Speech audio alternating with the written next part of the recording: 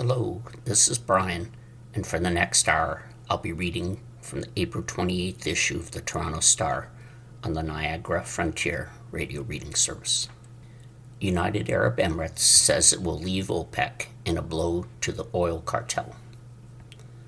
The United Arab Emirates announced Tuesday that it will leave OPEC effective May 1st, stripping the oil cartel of one of its largest producers and further weakening its leverage over global oil supplies and prices.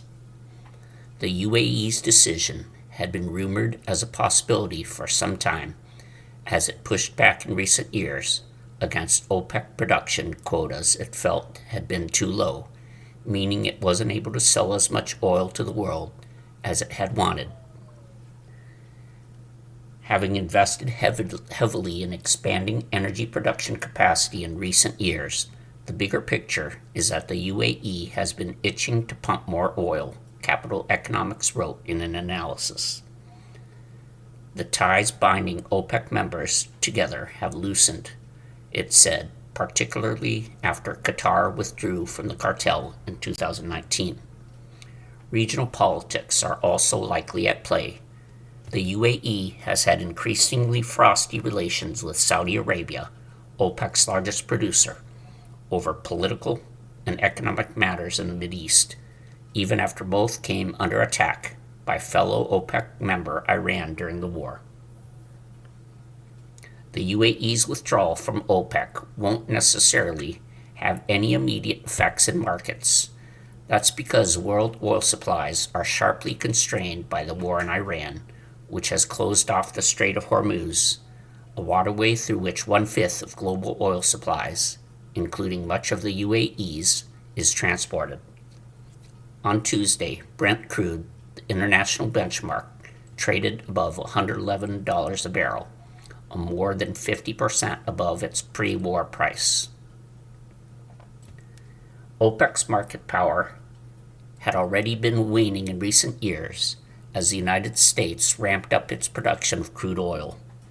U.S. President Donald Trump has been a steady critic of the cartel during his 2 terms in the White House. UAE, a longtime OPEC member. The UAE had been a longtime member of OPEC. First through its Emirate of Abu Dhabi in 1967, and later when the UAE became its own country in 1971. It had been producing around 3.4 million barrels of crude a day just before the United States and Israel launched a war on Iran on February 28th. The UAE made the announcement via its state-run WAM news agency, saying it would be leaving the wider OPEC Plus group as well, which Russia had led in order to try to stabilize oil prices. This decision reflects the UAE's long-term strategic and economic vision and evolving energy profile, including accelerated investment in domestic energy production, and reinforces its commitment to a responsible, reliable, and forward-looking role in global energy markets, the UAE said. Following its exit, the UAE will continue to act responsibly, bringing additional production to market in a gradual and measured manner aligned with demand and market conditions, the country added. The UAE's withdrawal removes one of OPEC's few members with the ability to quickly increase production, the mechanism through which the cartel manages oil prices, said Jorge Leon, head of geopolitical analysis at Rystad Energy. A structurally weaker OPEC, with less spare capacity concentrated within the group, will find it increasingly difficult to calibrate supply and stabilize prices, he said. Losing a member with 4.8 million barrels per day of capacity and the ambition to produce more takes a real tool out of the group's hands. Saudi Arabia, UAE, increasingly at odds. Saudi Arabia and the UAE increasingly have competed over economic issues and regional politics, particularly in the Red Sea area. The two countries had jointly fought against Yemen's Iran-backed Houthi rebels in 2015. However, that coalition broke down into recriminations in late December when Saudi Arabia bombed what it described as a weapons shipment bound for Yemeni separatists, backed by the UAE. Saudi broadcasters, long based in Dubai, the economic hub of the UAE, have pulled back to the kingdom in recent months as well as the tensions rose. This exit of OPEC fits into the UAE need for flexibility with key energy consumers as well, including a future relationship with China and a more competitive relationship with Saudi Arabia, said Karen Young, a senior research scholar at Columbia University's Center on Global Energy Policy. The UAE's push to likely pump and sell more oil also comes after it hosted the United Nations COP28 climate talks in 2023. Those talks ended with a call by nearly 200 countries to move away from planet-warming fossil fuels, the first time the conference made that crucial pledge. Scientists have called for drastically slashing the world's emissions by nearly half in the coming years to limit global warming to 1.5 degrees Celsius, or 2.7 degrees Fahrenheit, compared with pre-industrial times. But the UAE as a whole still plans to increase its production capacity of oil to 5 million barrels a day in the coming years as it pursues more clean energy at home, a move decried by climate activists. The demand for power is going to go up and up and up, U.S. Interior Secretary Doug Burgum told an Abu Dhabi oil conference in November. Today's the day to announce that there is no energy transition, there is only energy addition. He drew widespread applause from his Emirati hosts.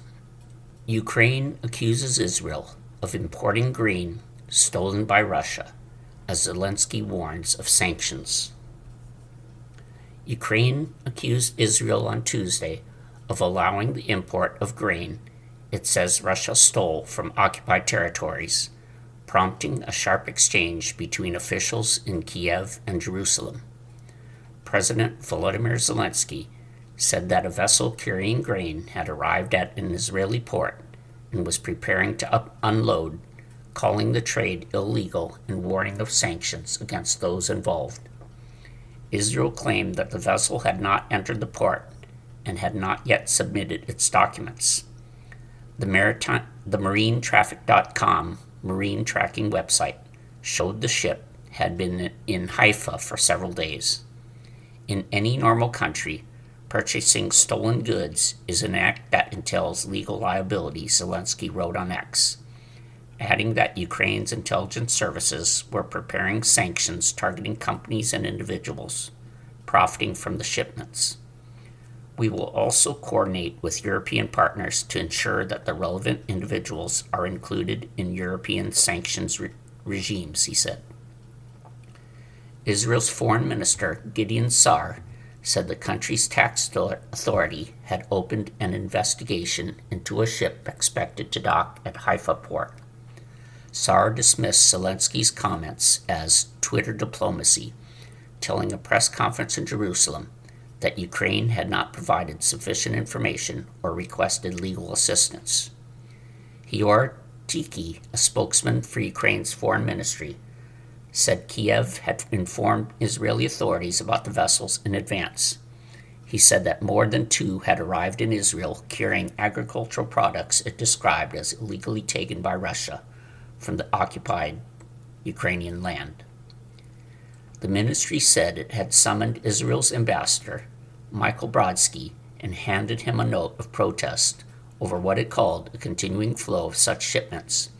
It added that the origin of the grain had been established and that concealment methods, including ship-to-ship transfers in the Black Sea, were well known.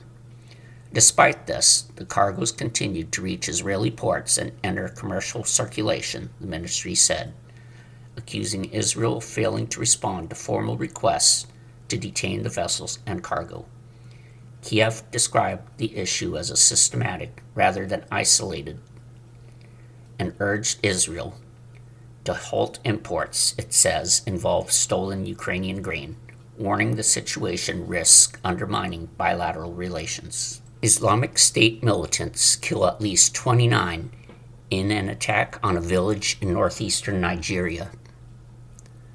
Militants with the Islamic State group attacked a village overnight in northeastern Nigeria, killing at least 29 people, authorities said Monday. It was the latest violence in Africa's most populous country that has long been battling a complex security crisis. The attack took place late on Sunday in Gayaku, a village in the Gombe local government area in the country's Adamawa state, according to the state governor. The Islamic State group claimed responsibility for the attack in a message on the Telegram messaging app. Adamawa State Governor Ahmadu Umaru Fintiri denounced the attack as tragic and unacceptable during a visit to the village on Monday.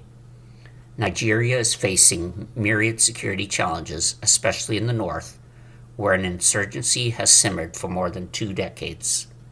In February, the United States sent troops to the West African nation to help advise its military on the fight against insecurity.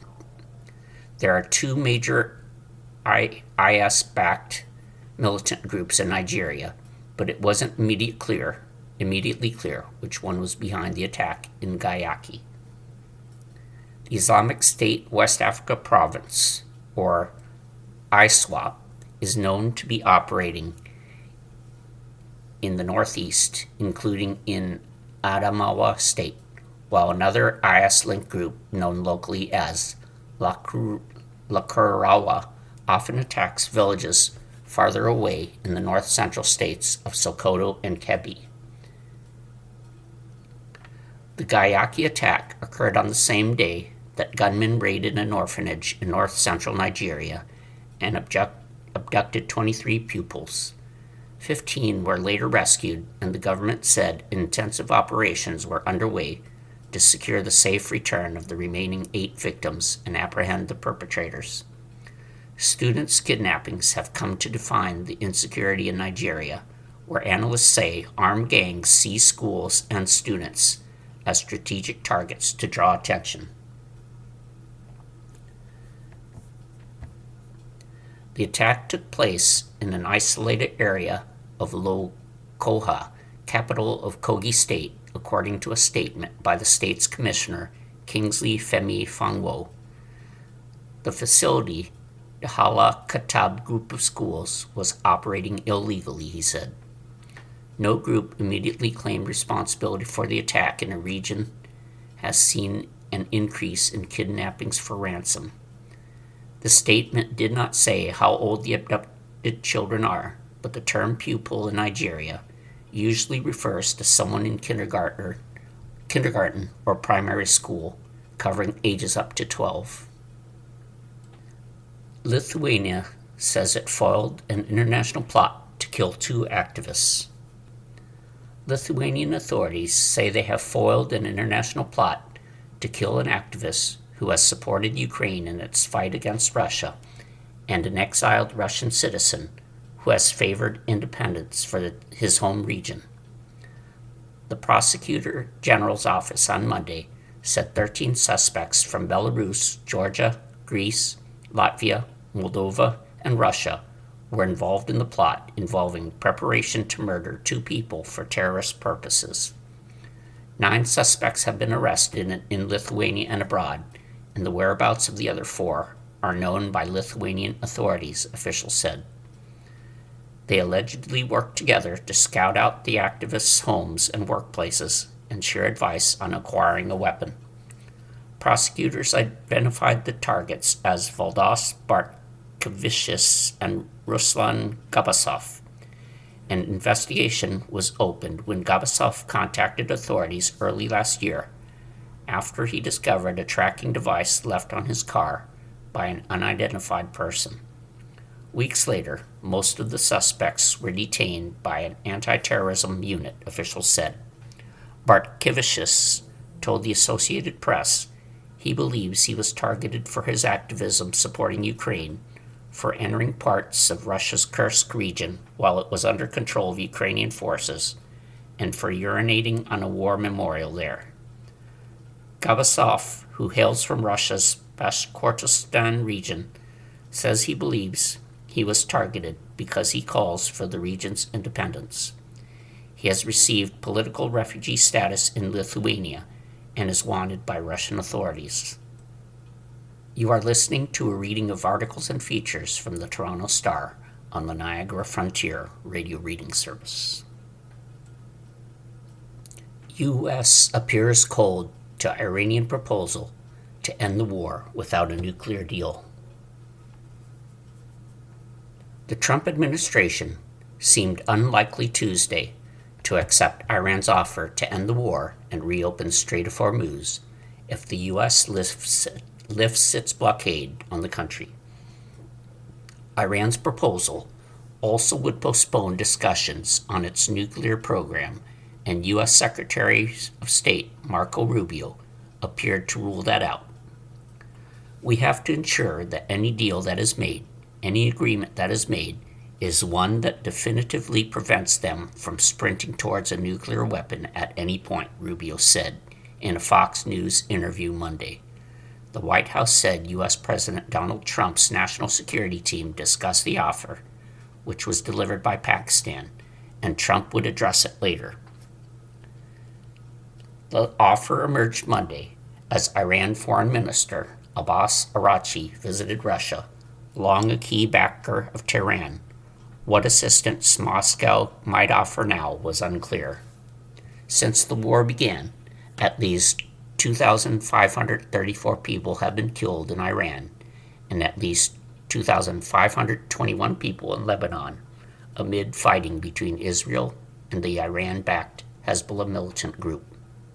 Another 23 have been killed in Israel.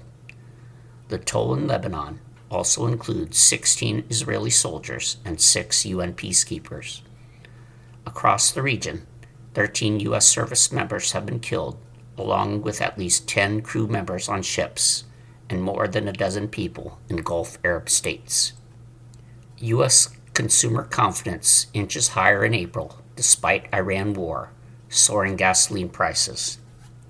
The conference board said Tuesday that its consumer confidence index inched up to 92.8 from 92.2 in March, despite growing anxiety over soaring energy prices brought on by the war in Iran.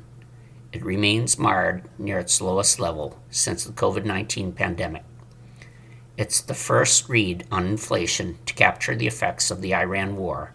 The surge in gas prices to an average $4.18 a gallon this week, up more than $1 since before the war, will stretch budgets and erode incomes, making it harder for lower and middle-income American households to afford food and rent. Consumers are singing the blues, said Heather Long, chief economist at Navy Federal Credit Union. They aren't happy with high prices for gas, housing, electricity, and many other items. It's clear consumers aren't going to feel much better until there's an end to the Middle East conflict. Without OPEC production limits, UAE could help lower post-war oil prices.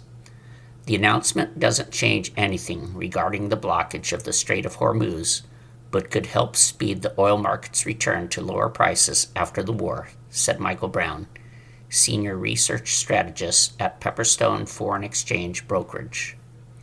Once the war ends, the UAE could reach its pre-conflict goal of increasing production to 5 million barrels per day, in turn helping crude benchmarks to normalize in shorter order once the ongoing Middle East conflict comes to an end, he said.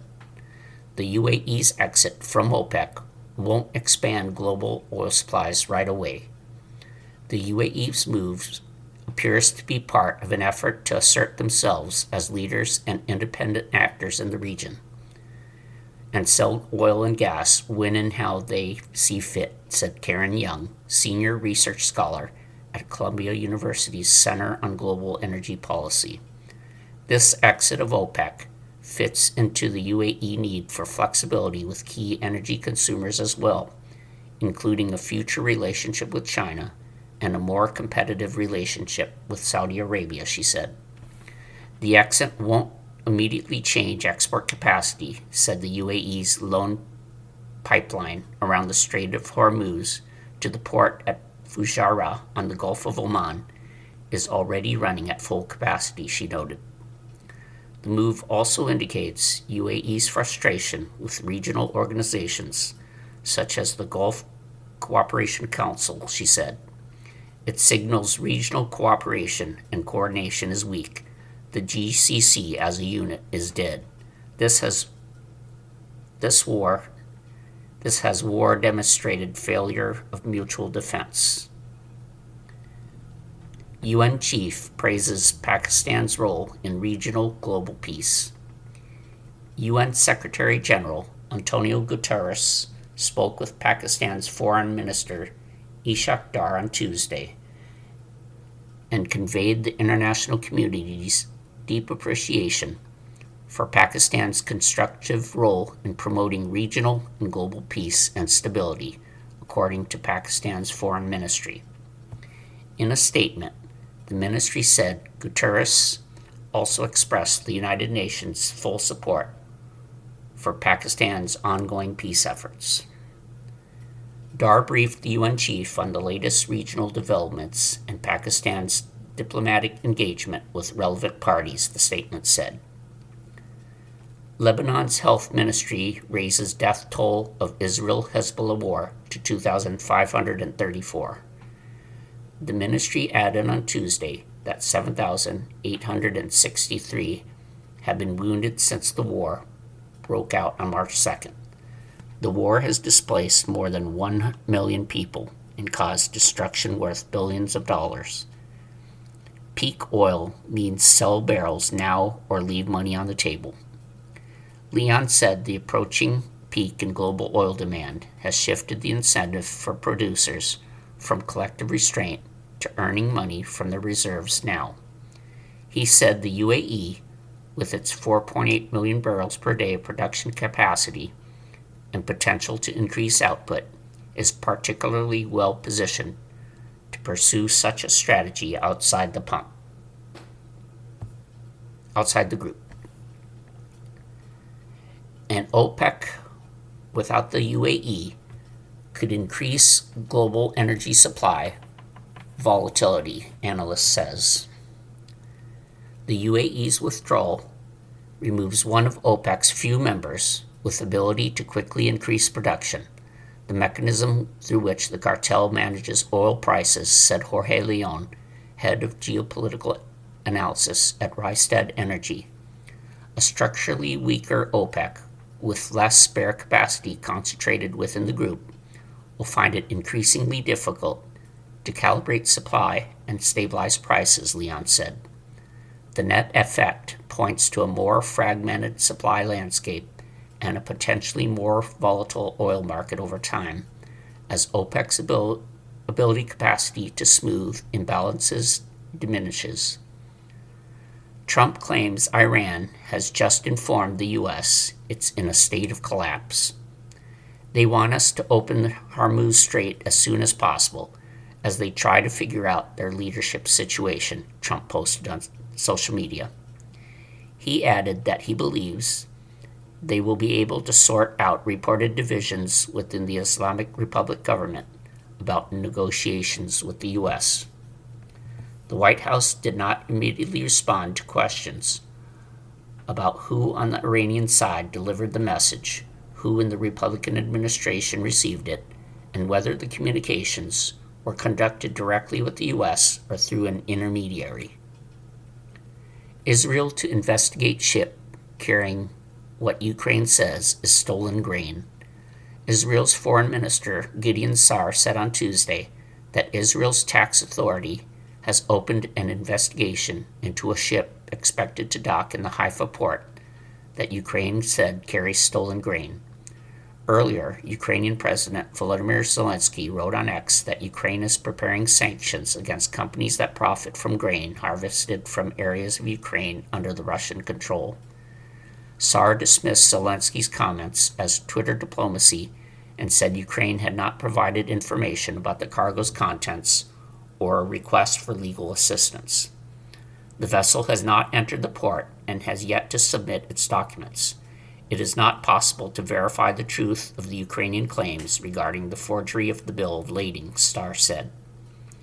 Israel has no territorial ambitions in Lebanon, Israel's foreign minister says. Gideon Saar said the Israeli military-controlled buffer zone that stretches 6 miles into Lebanon is necessary to protect residents in Israel's north. Hezbollah has transformed the entire front line of southern Lebanon into a network of terrorist infrastructure, and this threat has not been properly addressed by the Lebanese government, he said during a press conference with Serbian Foreign Minister Marko Duric in Jerusalem. Saar refused to comment on the fragile ceasefire with Hezbollah, which both sides have violated multiple times since Trump announced it last week, and whether Israel might expand its military operations beyond southern Lebanon. He did note Israel's first direct negotiations with Lebanon in decades. Our direct negotiations with Lebanon are important. It could be an opening to a different, better future, he said. But the Lebanese government must take practical steps to restore its sovereignty against de facto Iranian control in its territory. Ukraine Defense Minister says it shot down 33,000 Russian drones in March, a monthly record. Meanwhile, Ukraine's domestically developed long-range attack drones struck a Russian oil refinery and terminal on the Black Sea for the third time in less than 2 weeks. Ukraine has developed cutting-edge and battle-tested drone technology that has proved essential in holding back Russia's bigger army. The interceptor drones, as part of a comprehensive air defense system, are now being sought by Middle East and Gulf countries amid the Iran war, according to Ukrainian officials.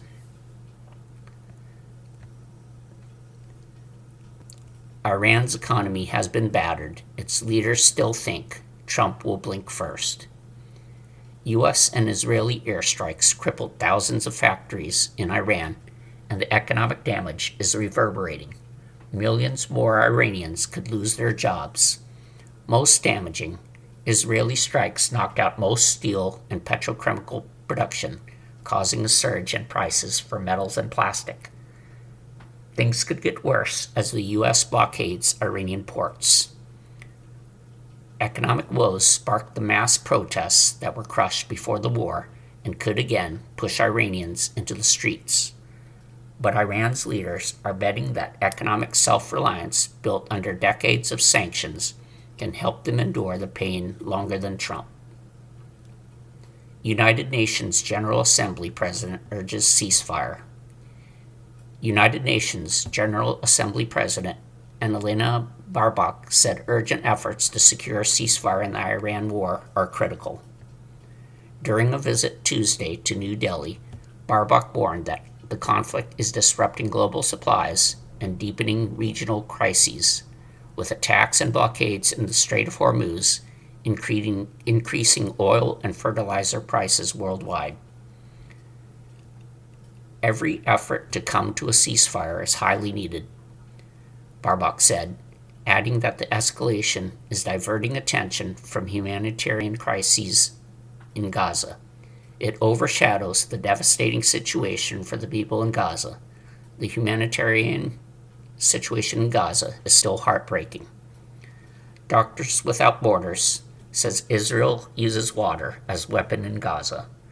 International aid group Doctors Without Borders accused Israel of systematically depriving people in Gaza of water in what it calls a campaign of collective punishment against Palestinians. Known by its French acronym MSF, the group said in a report Tuesday that Israel has destroyed or damaged about 90% of Gaza's water and sanitation infrastructure, including desalination plants, boreholes, pipelines, and sewage systems.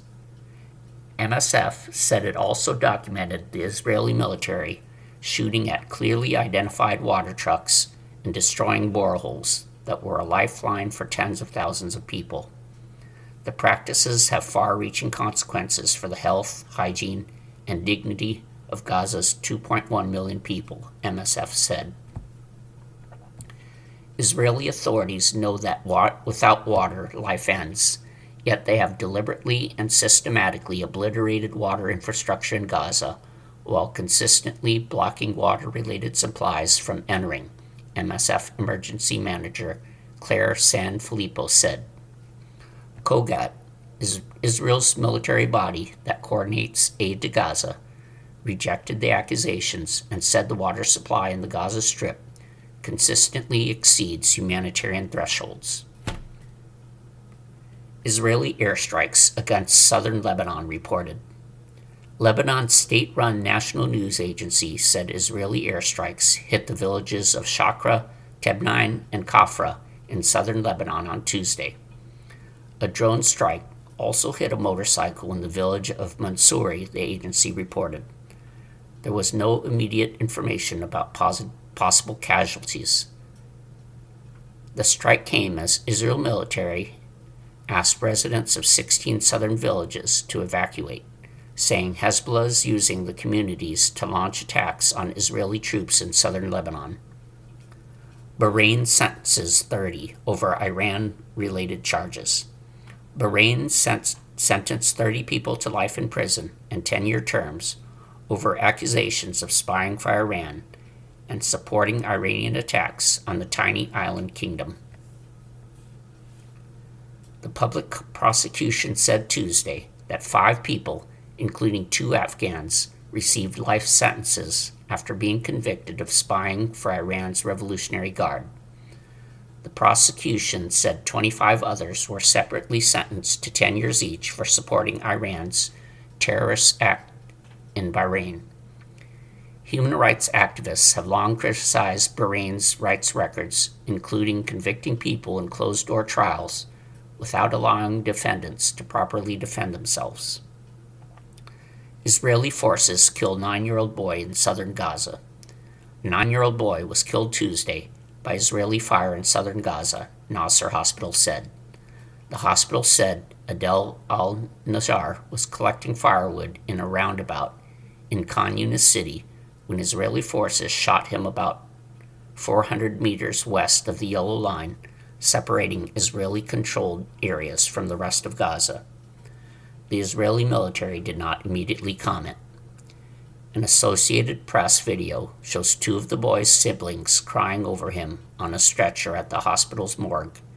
One knelt on his body and kissed his cheeks. "What is the guilt of those children?" a woman said during the boy's funeral. "God is plaguing you, Israel." The boy's younger brother was killed a month ago, also while collecting firewood in Khan Yunis, according to hospital records. Since the ceasefire agreement went into effect in October, Israeli airstrikes and troops firing on Palestinians near military-held zones have killed at least 818 Palestinians, including at least 226 children and 179 women, according to Gaza health officials. Pakistan and New Zealand prime ministers discussed de-escalation. Pakistan Prime Minister Shehbaz Sharif on Tuesday briefed New Zealand Prime Minister Christopher Luxon by phone on Pakistan's diplomatic outreach promoting regional peace and de-escalation. Luxon expressed appreciation for Pakistan's diplomatic efforts, including outreach to the United States and Iran, according to Sharif's office. Sharif thanks Luxon for his support and reaffirmed Pakistan's commitment to peace, dialogue, and regional stability, the office said. Nearly all of Gaza cropland damaged or inaccessible, study finds. The war between Hamas and Israel in Gaza has left 96% of the Palestinian enclave's cropland damaged or inaccessible, a study has found. A study released Tuesday by aid group Mercy Corps found only 7% of Gaza's agricultural infrastructure remains functional. The group said water systems have been severely degraded, wells have been damaged, salinity has risen, and wastewater has infiltrated Gaza's farmland. This destruction is not just environmental, Mercy Corps said. It is directly linked to the food crisis. The group warned full recovery of Gaza's cropland could be hindered for years if Israel continued its restriction on goods delivery and the contamination of land and water was not addressed. An October ceasefire stopped heavy fighting in the Gaza war, which began when Hamas-led militants attacked southern Israel on October 7, 2023. U.S. official says Iran's illegal behavior should be energy wake-up call. A senior U.S. State Department official says Iran's illegal behavior in the Strait of Hormuz should serve as a wake-up call for global energy security. Under Secretary of State for Political Affairs Allison Hooker told at a gathering of Baltic Black and Adriatic Sea countries Tuesday in Croatia that more needs to be done to diversify supplies and connect to avoid future problems. Iran's illegal behavior in the Strait of Hormuz should be a wake-up call for all of us with regard to the need to secure our supply chains and reduce our dependencies on unreliable countries and geographies, Hooker said during a panel discussion in the southern Adriatic Sea city of Dubrovnik. We all need to do more, Hooker said. The world is changing under our feet. Rubio says preventing Iranian nuclear weapon remains core issue. The Secretary of State was asked in a Fox News interview about Iran's latest proposal, which would postpone discussions on its nuclear program, but end its chokehold on the Strait of Hormuz if the U.S. lifts its blockade and ends the war. There's no doubt in my mind that at some point in the future, if this radical clerical regime remains in charge in Iran, they will decide they want a nuclear weapon, Rubio said. That fundamental issue still has to be confronted, he said. That still remains the core issue here. Asked if he thinks the Iranians are serious about a deal, Rubio said they are skilled negotiators looking to buy time. We can't let them get away with it, Rubio said. We have to ensure that any deal that is made, any agreement that is made, is one that definitively prevents them from sprinting towards a nuclear weapon at any point. You are listening to a reading of articles and features from the Toronto Star on the Niagara Frontier radio reading service. Agents serve search warrants in federal fraud probe in Minnesota. Federal agents served multiple search warrants Tuesday in Minnesota in an ongoing fraud investigation by the Trump administration of publicly funded social programs, authorities said. Few details were released, though state officials appeared to welcome the action, saying they too have a role. The search warrants were a result of state, county, and federal agencies working together to root out fraud and hold bad actors accountable, said the Minnesota Department of Children, Youth, and Families, which administers the programs. We will continue sharing information with law enforcement to ensure they are able to conduct thorough criminal investigations, the department said. Tensions between Minnesota and the Trump administration were high during an extraordinary immigration crackdown that led to the deaths of 2 people before the operation was eased in February. Before that crackdown, the government had brought fraud charges against dozens of people, many of them Somali Americans, who were accused of fleecing a federal program that was meant to provide food to children. The investigation began during the Biden administration. More than 60 people have been convicted. Homeland Security investigations, in cooperation with our law enforcement partners, executed criminal search warrants in Minneapolis relating to the rampant fraud of U.S. taxpayers' dollars, the department said. The Department and Immigration and Customs Enforcement did not immediately respond to requests for more information Tuesday. Agents were seen outside a daycare center. In February, Vice President J.D. Vance said the Trump administration would temporarily halt $243 million in Medicaid funding to Minnesota over fraud concerns. Minnesota sued in response, warning it may have to cut health care for low-income families, but a judge on April 6th declined to grant a restraining order. Governor Tim Walz told Congress in March that he wanted to work with the federal government to help with fraud investigations, but that the immigration surge was making it more difficult. The people of Minnesota have been singled out and targeted for political retribution at an unparalleled scale, Walz said at the time. Trump and Charles greet each other warmly as the king begins a day of diplomacy in Washington. President Donald Trump and King Charles III greeted each other warmly on Tuesday as the monarch began a day of diplomacy in Washington designed to emphasize a bond between the United Kingdom and the United States that is so strong it can withstand the political turmoil of the moment. Trump welcomed Charles and Queen Camilla to the White House in a ceremony on the South Lawn. The king shook hands with members of Trump's cabinet before joining the president for a rendition of the national anthem.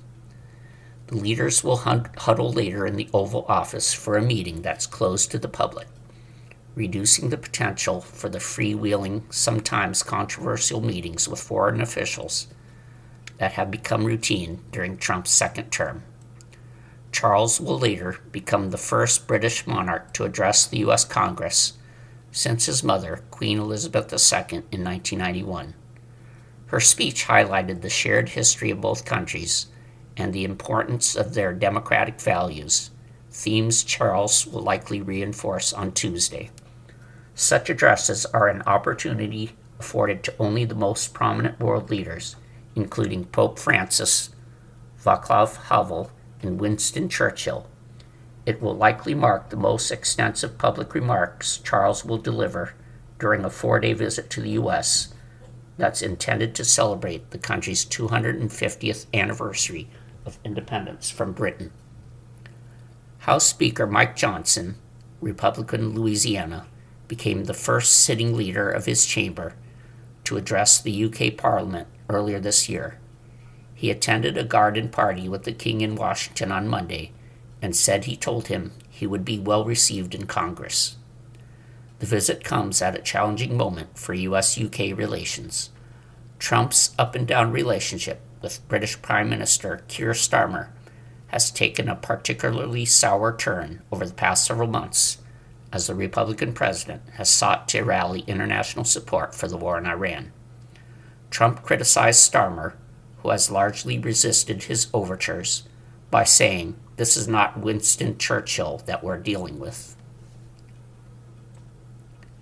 Trump has also imposed tariffs on the UK and warned of additional levies despite a Supreme Court ruling earlier this year that has made such a unilateral move more challenging. Trump threatened just last week to slap a big tariff on the UK if it doesn't scrap a digital services tax on U.S. technology companies. Trump has more broadly challenged the traditional transatlantic alliance with efforts to annex Greenland and threats to walk away from NATO.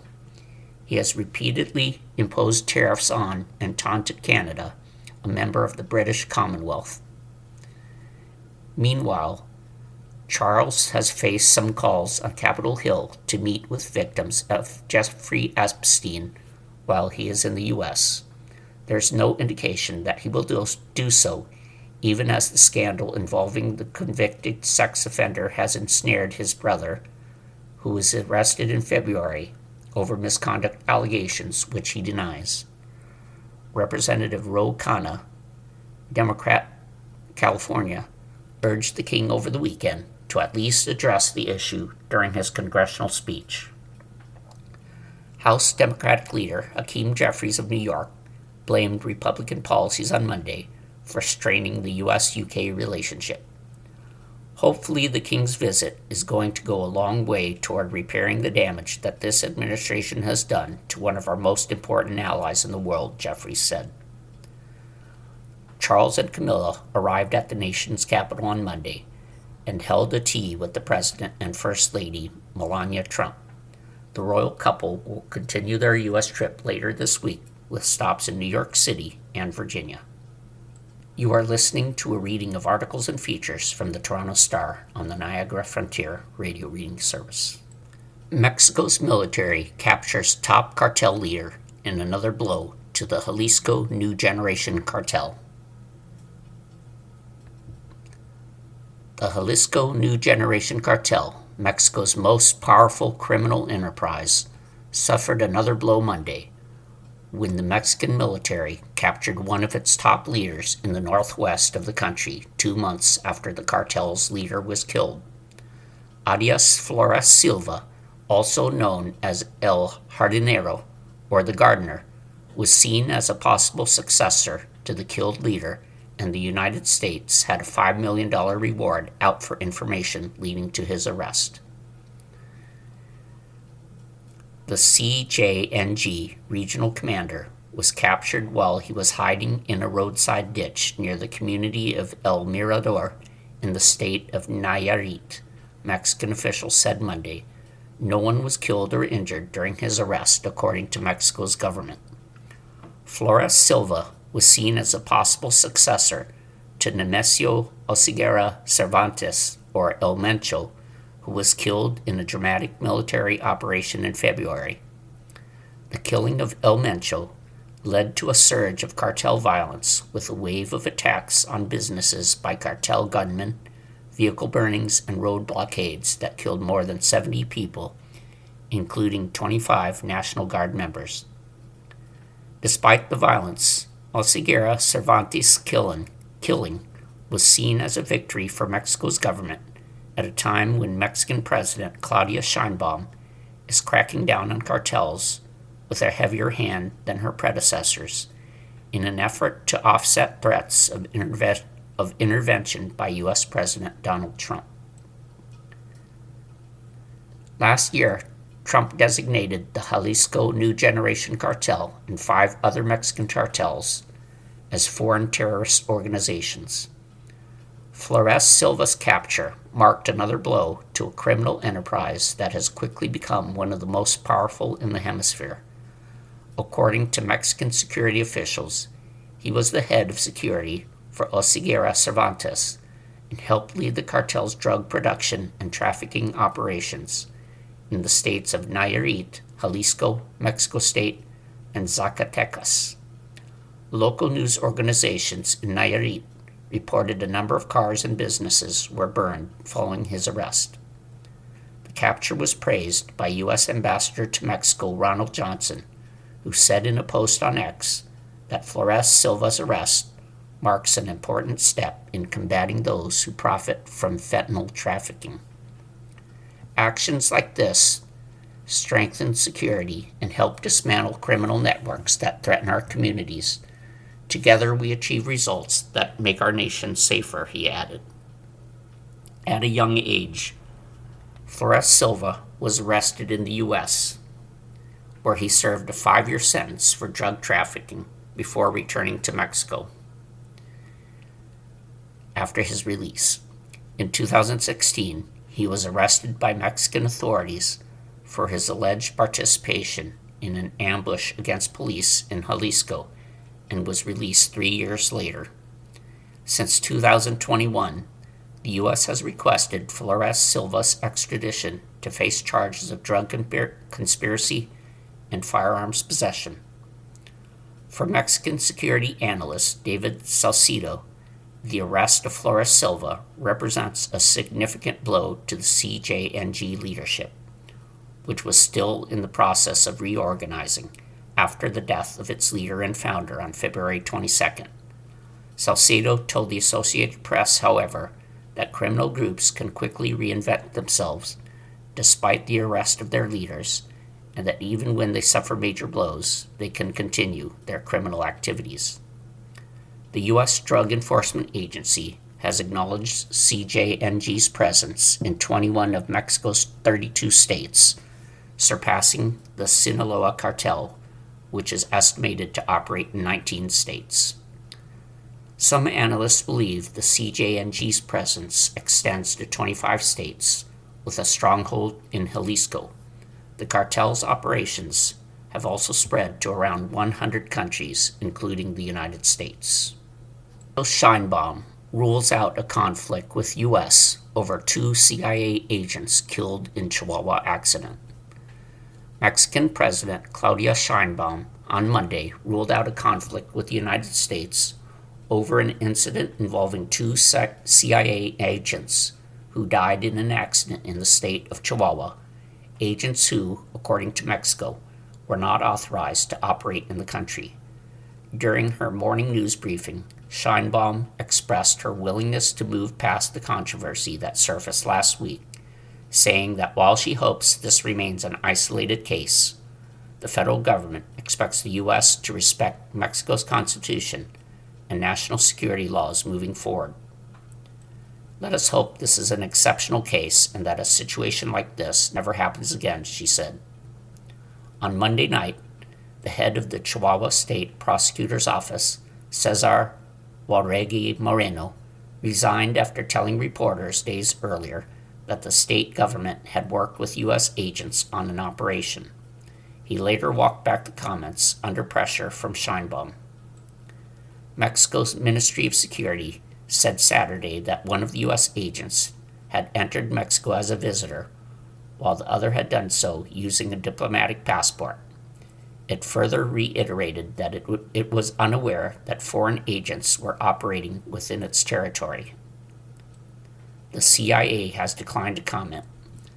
The deceased Americans were members of the CIA, a U.S. official, and 2 other individuals familiar with the matter confirmed to the Associated Press last week, speaking on condition of anonymity due to the sensitive nature of the intelligence matters involved. Last year, the Mexican government reached an agreement with the Trump administration on a plan to coordinate actions and exchange information regarding security while respecting the sovereignty of both countries. On Monday, Sheinbaum insisted that the details of the operation in Chihuahua must be clarified, and she urged the Attorney General's office and the relevant authorities to take action on the case following the upcoming debate in the Senate. Chihuahua Governor Maria Eugenia Campos, a prominent opposition figure, has been called to testify in Mexico City on Tuesday, alongside State Attorney Cesar Jauregui. For decades, the presence of the CIA and the Drug Enforcement Administration, or DEA, in Mexico has been marked by controversy. Their activities typically come to light when problems arise, as happened in 2012 when a U.S. Embassy vehicle was shot at on the outskirts of Mexico City and 2 CIA agents were wounded.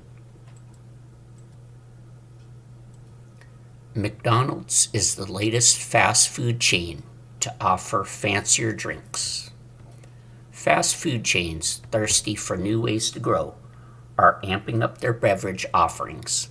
McDonald's said Tuesday it will launch 6 crafted beverages in U.S. restaurants on May 6th. It's joining other chains like KFC, Wendy's, and Taco Bell that have elevated their drinks in order to lure customers away from rivals like Starbucks and Dutch Bros. McDonald's will offer 3 refreshers, including a mango pineapple flavor with strawberry boba and a blackberry passion fruit flavor with freeze-dried dragon fruit. It will also offer 3 crafted sodas, including a Dirty Dr. Pepper with vanilla flavoring and a topping of cold foam. McDonald's said visual appeal, think bright colors and foams, and drinks as a form of self-expression are increasingly important to customers. Our fans have an obsession with beverages. To them, drinks are more than just drinks. And soon our beverages won't just be a reason you come to McDonald's. They'll be the reason, Alyssa Butekofer, the chief marketing officer for McDonald's USA, said in a statement. The drinks are also more profitable for fast food chains than the standard soda, fountain drinks, or plain coffees.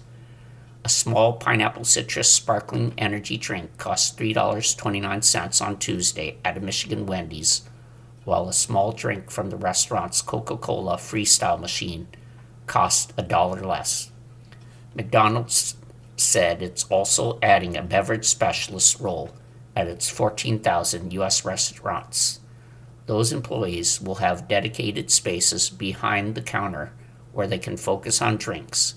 Initially, high-performing employees will be selected for those roles, but eventually all employees will be encouraged to rotate through the beverage positions. McDonald's has been working on a beverage upgrade for years. In late 2023, the company announced it would open small stores called Cosmix, which would sell customizable drinks and treats to appeal to afternoon snackers. McDonald's said its sales often slump in the afternoon between mealtimes, and it wants to change that. This is a $100 billion category that's growing faster than the rest of casual dining and with superior margins.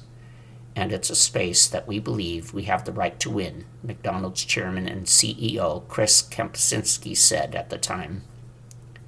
McDonald's got creative with Cosmix menu, which included a turmeric spiced latte and a prickly pear slushie with popping candy on top. But it wound up closing its 8 Cosmix locations last spring. Kempczinski said many of the drinks were too complex for regular McDonald's store operations, but he said the company would test some drinks at U.S. stores in the future.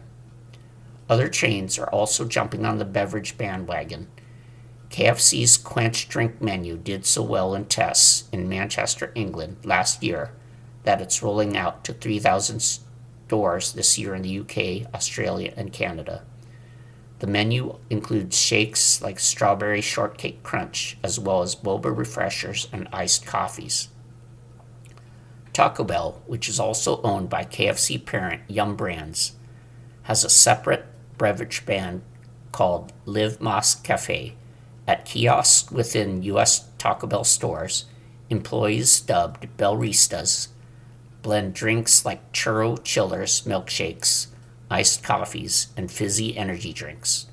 Taco Bell opened its first Live Más Café at the end of 2024 and added 30 more locations last year. In a November conference call with investors, Yum Brands CEO Chris Turner said that if sales perform well at those 30 locations, the Live Más Café concept will likely be part of Taco Bell's long-term growth plan. Through Live Más Café, we add a new consumer use case, which is the destination beverage visit, he said. Wendy's added customizable cold foam iced coffees and 2 sparkling energy drinks to its U.S. menu last fall. Burger King has also upgraded its beverage options, starting with a frozen cotton candy drink with an optional foam topping that debuted in 2024 and returned last summer. You've been listening to a reading of articles and features from the April 28th issue of the Toronto Star. Your reader has been Brian. Thank you for listening.